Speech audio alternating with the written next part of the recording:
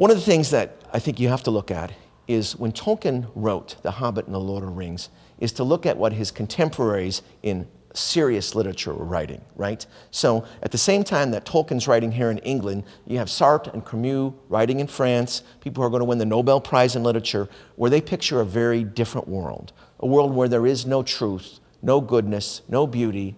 We've all made these things up, they're just constructs, and most of all, there's no right or wrong other than what you imagine.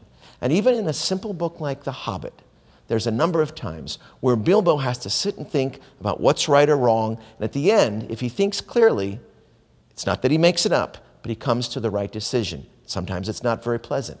Case in point, he comes, through that lovely encounter with Gollum that everybody knows, where he does the riddle with the ring, and he barely makes it out of the goblin tunnels, squeezes through the door, comes out, and he's alive, and everything's good, and he starts walking, and he thinks he's going to meet up with the dwarves and Gandalf because they were ahead of him, and he's walking, and he's walking, and he doesn't hear him, and he begins to think that maybe they didn't get out. And he just got through this harrowing experience where he was barely able to get out himself, and he realizes his friends might be back inside.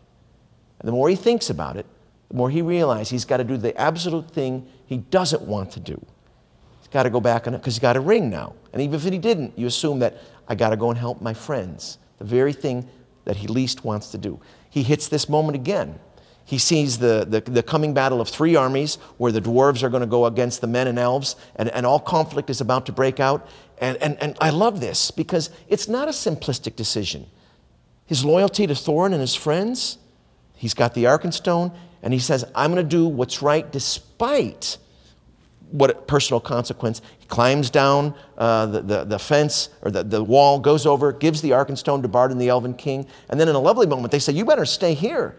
And he says, well, I don't think I ought to abandon my friends. So not only does he give up the Arkenstone, but he goes back to face the music, and goes back to take whatever Thorin may throw at him, and in fact it's him who's going to get thrown off the wall.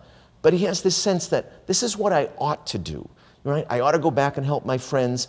They might be captives by the goblins. I ought to give up the Arkenstone. This would be my share of the inheritance. It could avoid all sorts of conflict, even if no one will ever say thank you. And I ought to go back and not desert my friends.